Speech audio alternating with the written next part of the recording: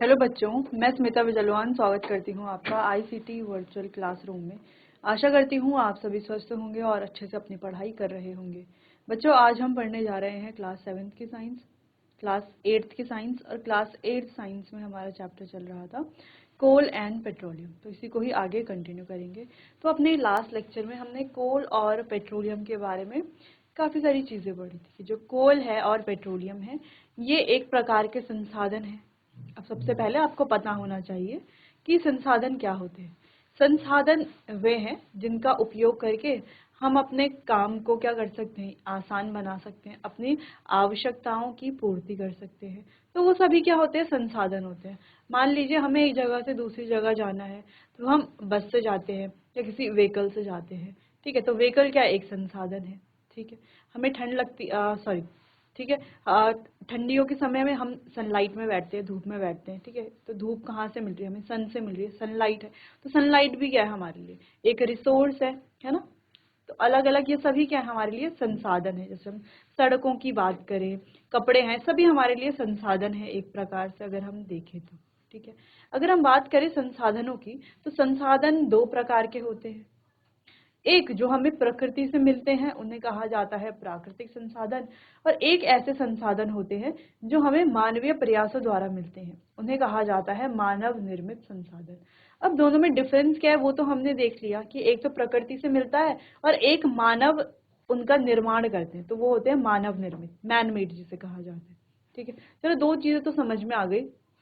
लेकिन एक और इम्पॉर्टेंट पॉइंट ये है कि जो हमारे मैन मेड रिसोर्सेज होते हैं यानी कि मानव निर्मित संसाधन होते हैं, वो भी हमें कहाँ से मिलते हैं, वो भी हमें प्रकृति से ही मिलते हैं।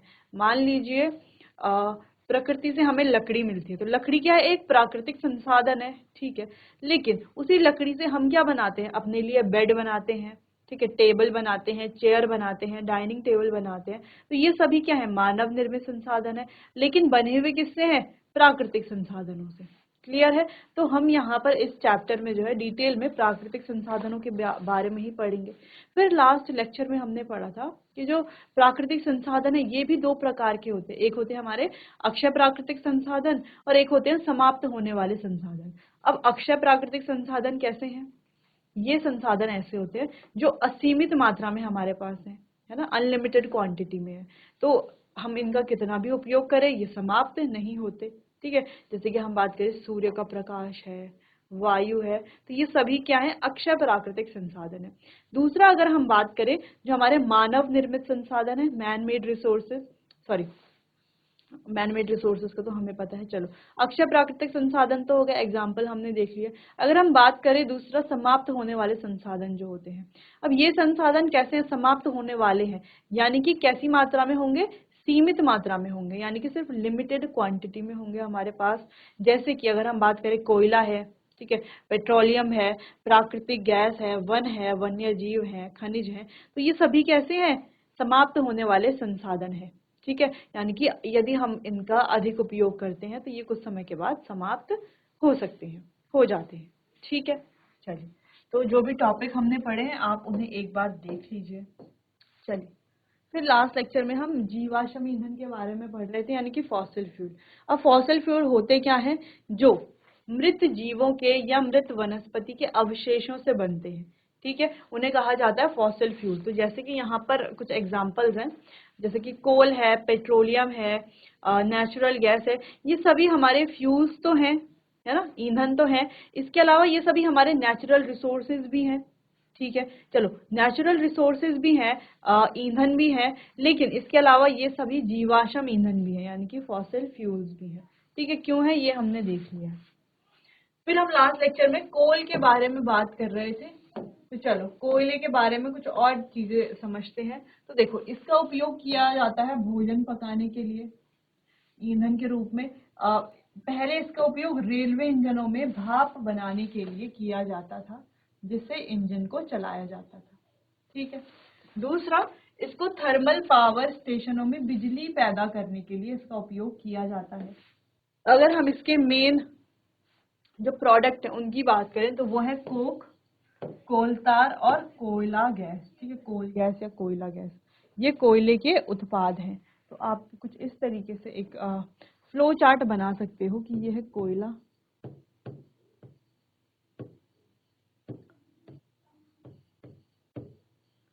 इसके 3 मुख्य उत्पाद हैं। एक है कोक,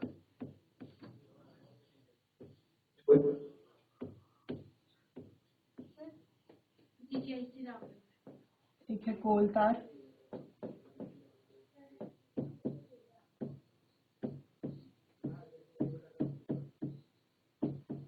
कोयला गैस। ठीक है,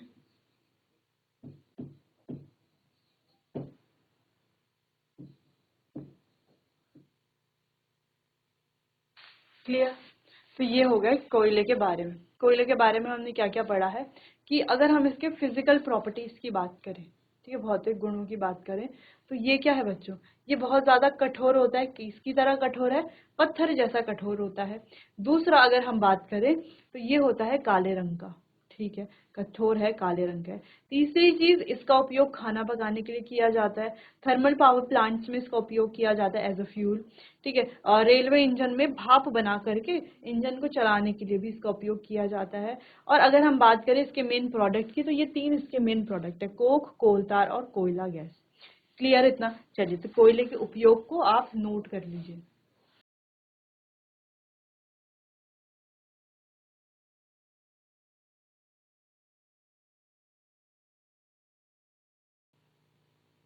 चलिए, तो इतना क्लियर है कोयले के बारे में और इसके उपयोग के बारे में। अब आगे बढ़ते हैं। नेक्स्ट हमारे पास, जैसे कि हमने देखा, कोक, जो कि कैसा है, सॉलिड फॉर्म में है, यानी कि ठोस अवस्था में है। कोयला, सॉरी, कोलतार, जो कि कहते हैं लिक्विड स्टेट में है, ठीक है, कोलतार।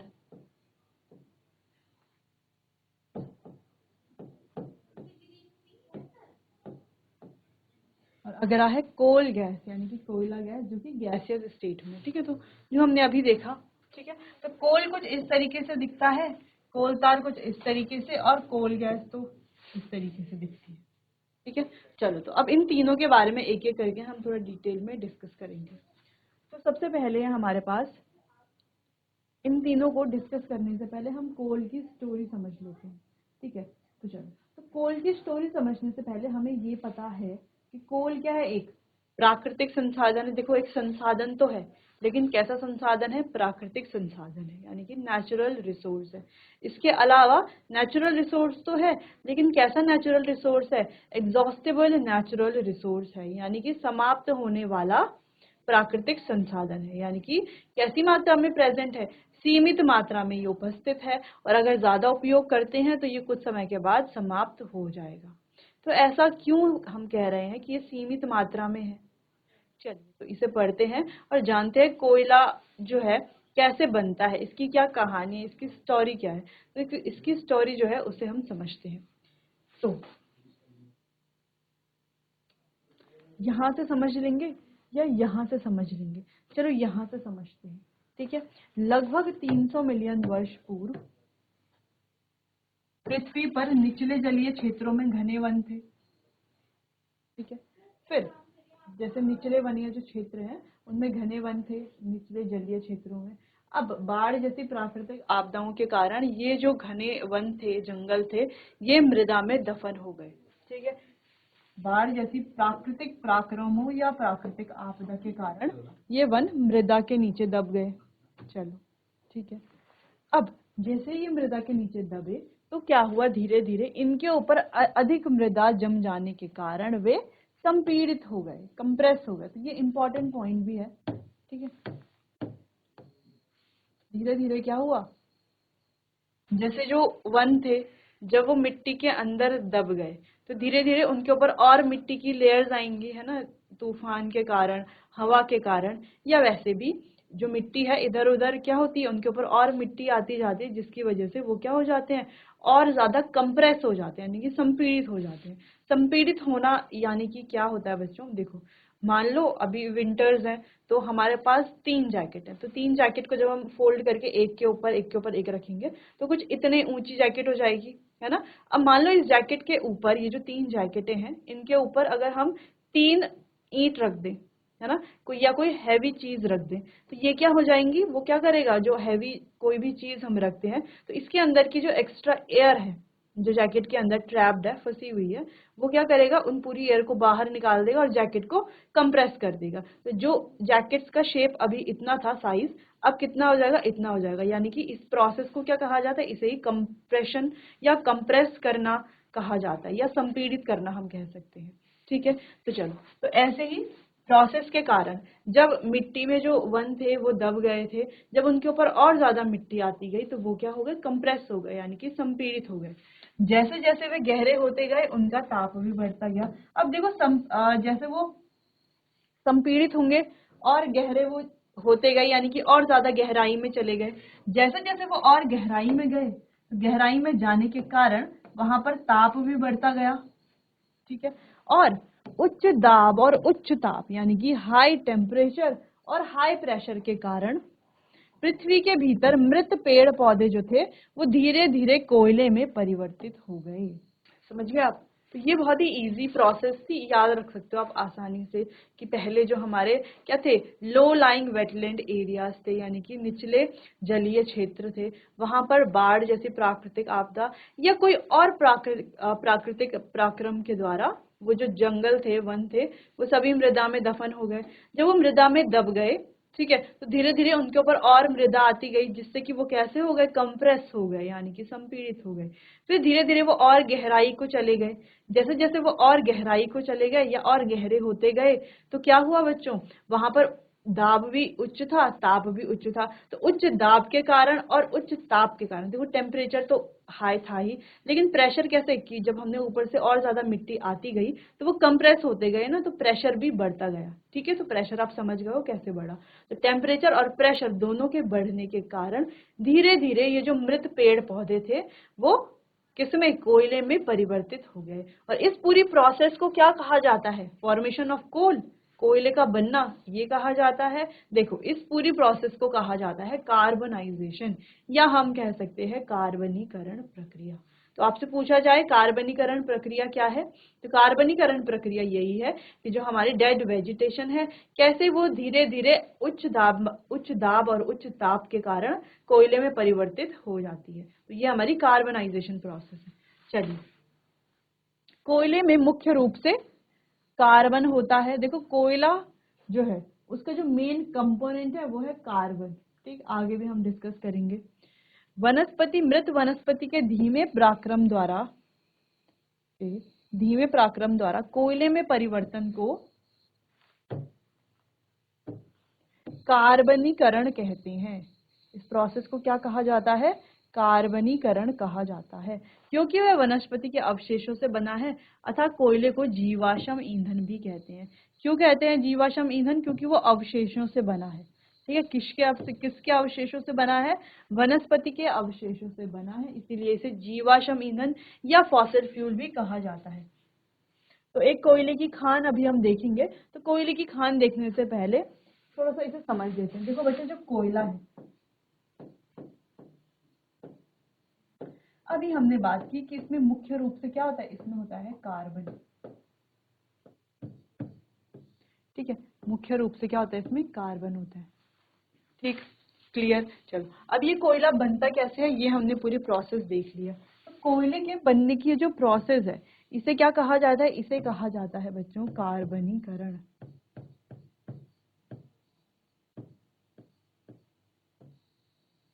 इस पूरी प्रोसेस को कहा जाता है कार्बनीकरण या कार्बनाइजेशन प्रोसेस। ठीक है, क्लियर। और ये जो कोयला है, कोयले को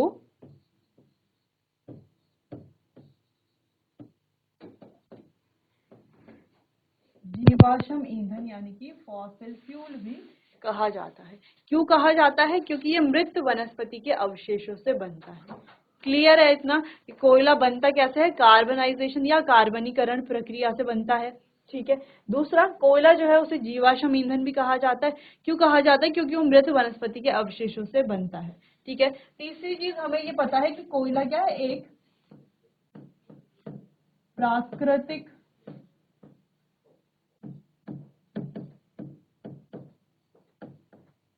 संसाधन है। ठीक है। चलो, तो ये प्रोसेस आपको समझ में आई होगी कैसे कैसे जो है कोयला बनता है, उस प्रोसेस को क्या कहते हैं और कोयले को क्यों जीवाश्म ईंधन कहते हैं। क्लियर है? चलिए नोट कर लीजिए।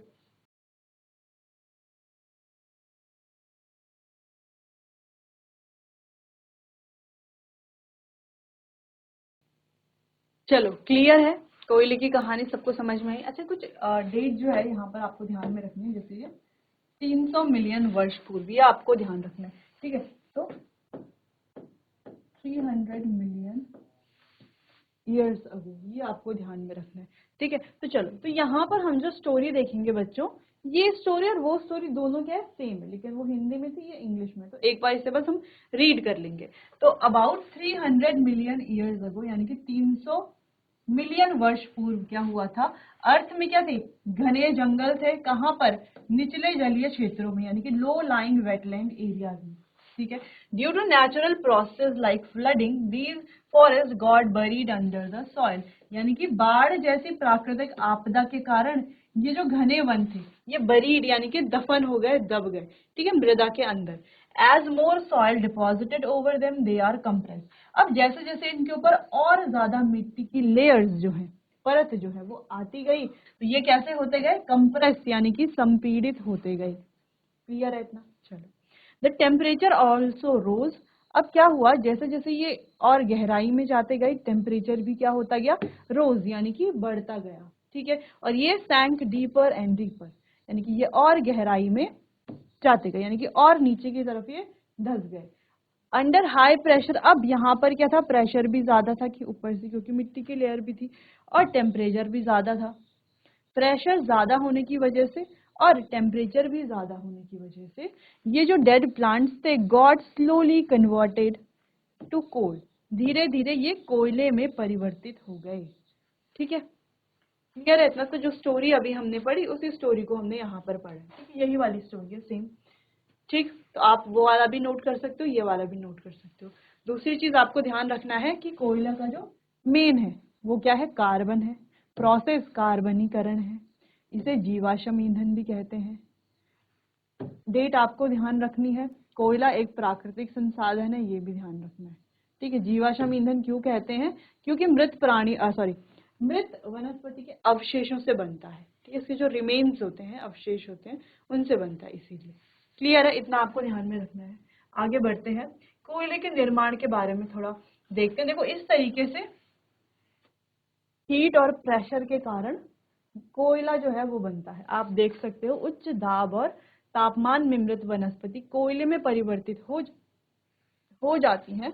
इस प्रक्रिया को कार्बनीकरण कहते हैं। तो कार्बनीकरण से क्वेश्चन पूछा जा सकता है कि ये जो कार्बनीकरण है या कार्बनाइजेशन प्रोसेस है, ये है क्या। तो आप देख सकते हो यहाँ पर, जैसे जैसे टाइम आगे की तरफ बढ़ रहा है, धीरे धीरे कैसे पीट है, ये लिग्नाइट है, और ये कोल में कन्वर्ट हो रहे हैं। कैसे, हाई टेम्परेचर और हाई प्रेशर की वजह से। क्लियर है? तो एक बार आप इसे नोट कर लीजिए।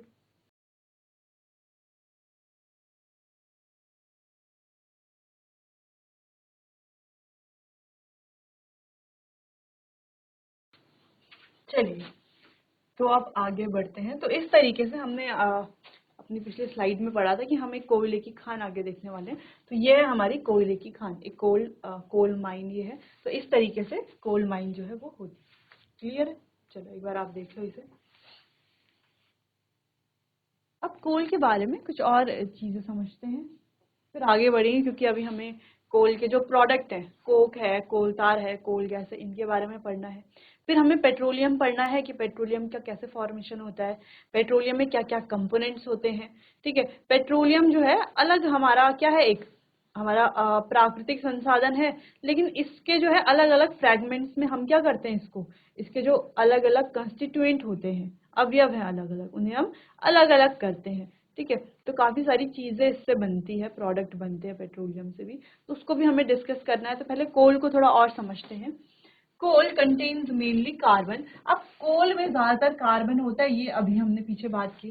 Slow process of conversion of dead vegetation into coal is called carbonisation, यानी कि डेड वेजिटेशन को कोल में बदलना, कोल में जब परिवर्तित होती है तो उस प्रोसेस को कार्बनाइजेशन कहा जाता है।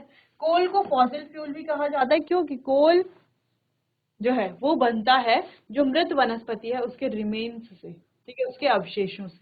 क्लियर। तो जब इसको हीट किया जाता है कोल को एयर में, कोल बर्न होता है और देता है प्रोडक्ट कार्बन डाइऑक्साइड। तो यहाँ पर सिंपल है कोल, इसको बर्न करेंगे ऑक्सीजन के साथ, ठीक है। देखो कोल का फॉर्मूला हम C क्यों लिख रहे हैं, क्योंकि हमने अभी पढ़ा है कि कोल में क्या है, मेनली है कार्बन, ठीक है। तो ये हो गया कार्बन प्लस ऑक्सीजन, जलेगा कैसे, ऑक्सीजन की प्रेजेंस में, और क्या बनाएगा, कार्बन डाइऑक्साइड गैस, ठीक है। क्या बनाएगा, कार्बन डाइऑक्साइड गैस, ठीक है, जी यानी कि गैस। क्लियर, ठीक है, इतना समझ में आया। ये वही सारे पॉइंट्स हैं जो अभी हमने डिस्कस किए, बस हिंदी में हमने डिस्कस कर लिए थे, इंग्लिश में यहाँ पर लिखे हुए हैं। तो आप चाहें तो ये वाला भी नोट कर सकते हैं, तो एक बार आप देख लीजिए इसे।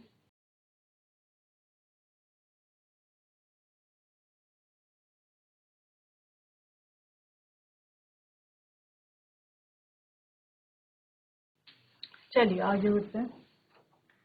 अब कोक के बारे में स्टार्ट करते हैं ना। जैसे हमने अभी पढ़ा कि कोक क्या है, कोल का एक प्रोडक्ट है, ठीक है, कोल का प्रोडक्ट है कोक, ठीक है। लेकिन कैसी स्टेट में है, सॉलिड स्टेट में। तो चलिए इसको देखते हैं। Coke is processed in industry to get some useful products. तो कोल को इंडस्ट्री में प्रोसेस किया जाता है ताकि हमें उससे कुछ जो है यूजफुल उत्पाद मिल सके, ठीक है, उपयोगी उत्पाद मिल सके। तो कोक कैसा होता है आप देख करके यहाँ पर बता सकते हो। देखो ये होता है टफ यानी कि कठोर है, इसके अलावा पोरस है यानी कि सांद्र है, यानी कि इसमें क्या है, छोटे छोटे छिद्र है, ठीक है। एंड ब्लैक सब्सटेंस, इस तरीके से पोरस है और काले रंग का एक पदार्थ है, जैसे कि आप देख सकते हो। It is an almost pure form of carbon.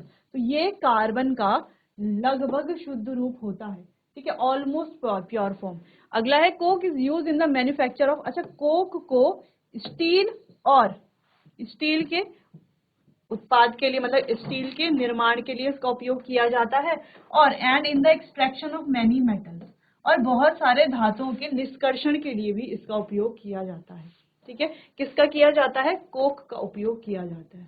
तो अब आप देख सकते हो कोक कितना ज्यादा यूजफुल है ना, और कैसे हमने कोल से प्रोसेस करके कोक बनाया। क्लियर। चलो, तो कोक एक काले रंग का पदार्थ है और कार्बन का इंपॉर्टेंट पॉइंट ये कि कार्बन का लगभग शुद्ध रूप यही है। इसका उपयोग इस्पात यानी कि स्टील के निर्माण के लिए और धातुओं के निष्कर्षण के लिए यानी कि मेटल्स के एक्सट्रैक्शन के लिए भी इसका उपयोग किया जाता है। क्लियर है इतना। तो चलिए ये हो गया कोक के बारे में, आपको ध्यान रखना है, नोट कर लीजिए इतना।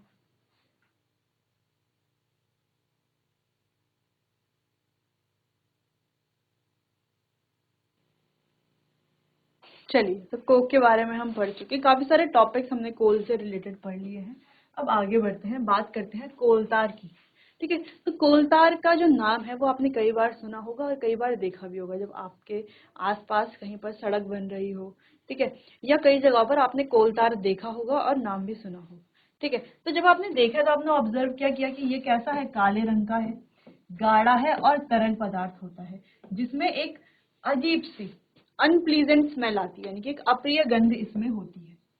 क्लियर है, इतना समझ में आया कि कोलतार क्या है, ठीक है, काले रंग का है, गाढ़ा है, तरल पदार्थ है, और इसकी जो गंध है वो अप्रिय गंध होती है। अगला है, ये लगभग 200 पदार्थों का मिश्रण होता है।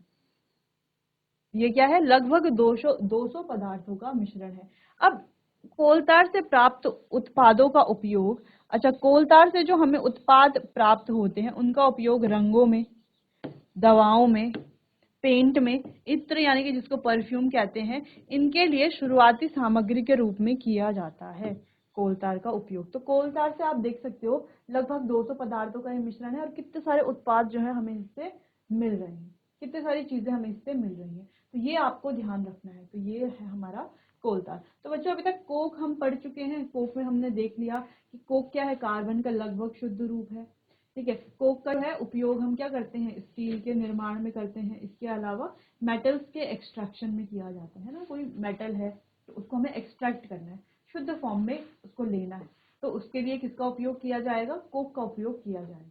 क्लियर है इतना। चलिए, तो कोलतार को भी आप नोट कर लीजिए।